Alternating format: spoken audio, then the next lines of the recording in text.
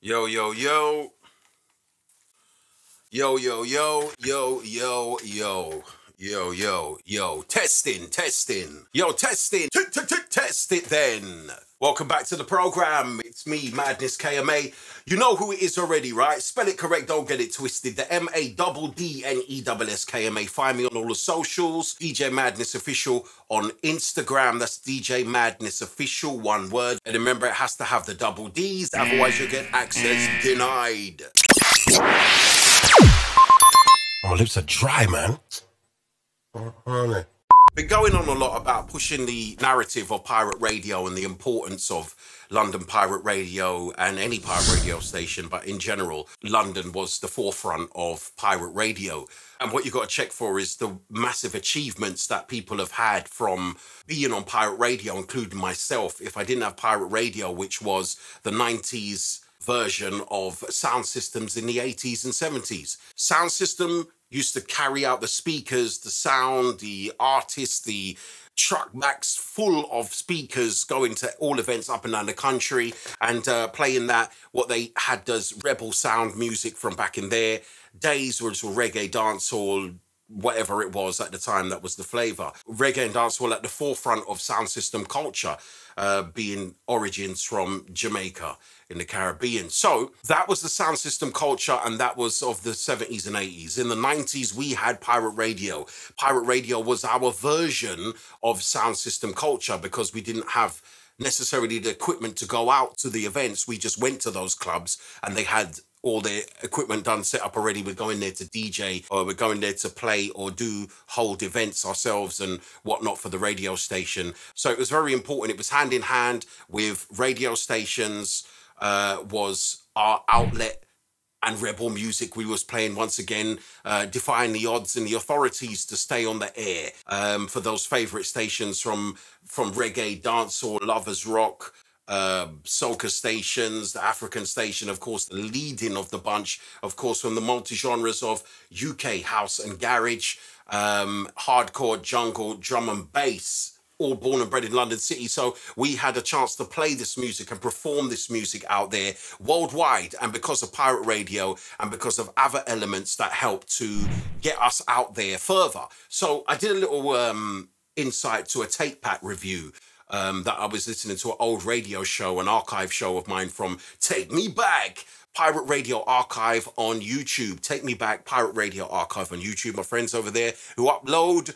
the greatest old school shows and tape packs included as well. What are tape packs? Tape packs is what we had from the 90s, which again, from the 80s, they were doing it on sound system culture. But back then it was a tape cassette, tape recorder, you know, not a dictaphone as you would have today. It was not much bigger than this, and you'll press record and play. And the guy, the specialist that would go into the dance with the music, that's why you never had clean quality sound. It was always on an analog tape, ghetto blaster or whatever it was, which received the sound by pressing record and play, and the little tiny microphone on there. That's how you got the sound tape. So it evolved, luckily enough, into the 90s, where we had the tape packs that they would do on analog tapes as well, but the quality was much more higher. Promoters caught onto it and knew that it was a part of the rave culture, as well as pirate radio. The tape packs were part of the promotion tools that was used out there. Many, many tape packs out there, and I'm so happy to be fortunate to featured on some of them. And I'll tell you what, you go back to a memory of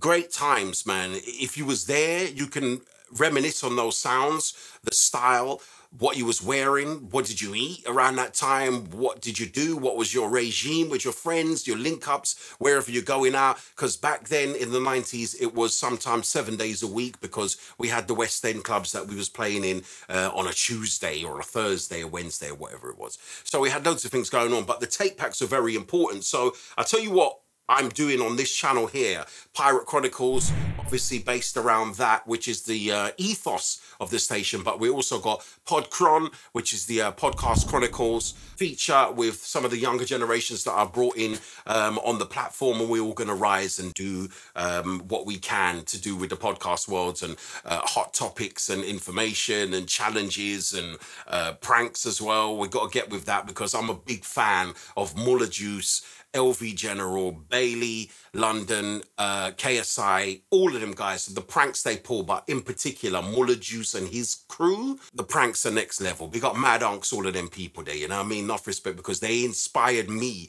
to be from a radio presenter of 30 years to come over to do content creating here with YouTube. So like and subscribe, share, comment. It's also important because they've got to get the algorithm up so I can get enough subscribers. Help me to get to road to 1,000. Please help me to get to that. And then I can start monetizing my thing, you know what I mean? And also create more. But when I get to that and I know that I've got some core fan base that are followed maybe from the music background and come through to 2023 where we are today, there's loads more in store. Make sure like, subscribe and share. Pirate Chronicles series is the platform right here. And of course, you've got my music channel. I'm going to put that over here. I'll see them do that. A music channel, which is Madness KMA, MADDNESS KMA. That's my music channel on the YouTube platform that has all my old mixes on there. You got old Rave Sets. You got some of my old content from when I originally started YouTube way back as well. Back when I didn't really put much time into it at all. I just uploaded videos once in a blue mood. One of the series that I am going to be doing is to help create reaction videos about old rave tape packs, including archive radio shows, which I've already tested out the other day. The sound system culture carried through with the tape packs, like I said, that had reaching audiences worldwide, because when you play out and you go some places and they said, oh my God, they knew who you was. And it was like, not just because of radio, because you only had FM band in London. It wasn't internet back then, so it wasn't streaming. It was nothing like that. So you had core base fans that you would build on, right? So the tape packs, like I said, was very important in reaching audiences all over the world. I'm going to do my best to create content that reflects the impact that these tape packs had, all right? And captures the energy, the excitement, as I explained before, that was created at that moment in that venue at that time by that particular DJs. Reviewing some of the tape packs as well, because I've said it before, driving along when I listen to tape packs or rave sets, or you know, it comes up on the YouTube feed and I just play it. It could be Exposure, it could be Sun City, Jungle Fever, whatever it is, and I listen back, and some of these sets, some people, some artists, DJs and MCs, please, you are my peers and my associates from how long ago, music brothers and all that, but some of these sets are absolutely terrible.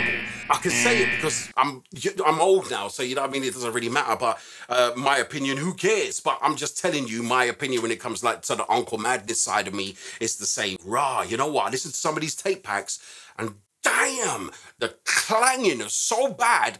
It's like, I don't understand what the crowd was responding to. And that's going on myself as well. My sets weren't always super tight, although I did pride myself on that, coming from the school of freak. We always was on each other's back to be tight as possible, right? But listening back, and some of them, including mine, right, it's not as good as what you thought it was. So I want to go through some of these, all right? And some of the MCs used to chat a whole load of rubbish over a mix or over anything just to wait for the bass drop. Bang! And they were coming with it.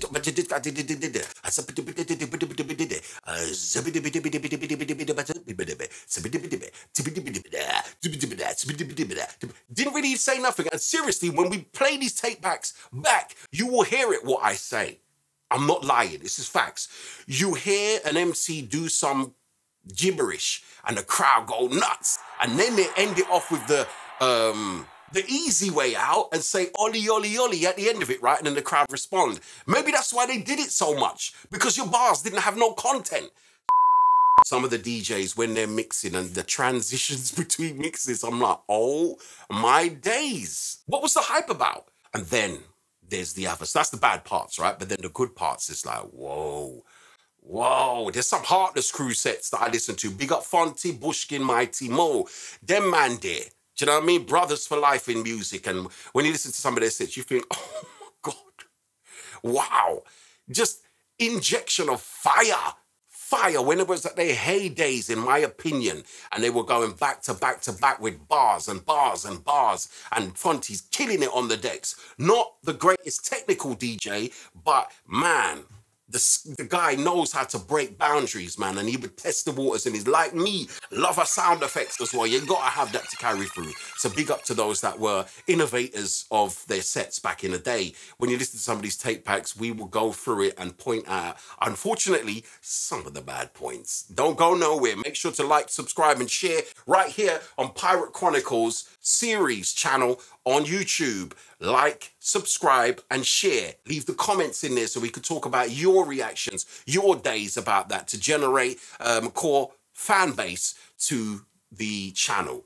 I'm going to make sure to be as informative as possible. Unbiased? No, I'm going to be biased. I ain't going to lie, because I'm not like that. I'm old in the tooth now, so I can just chat the things, right? And journey with me, man, because it's going to be exciting. You heard this? Well, test it, bird.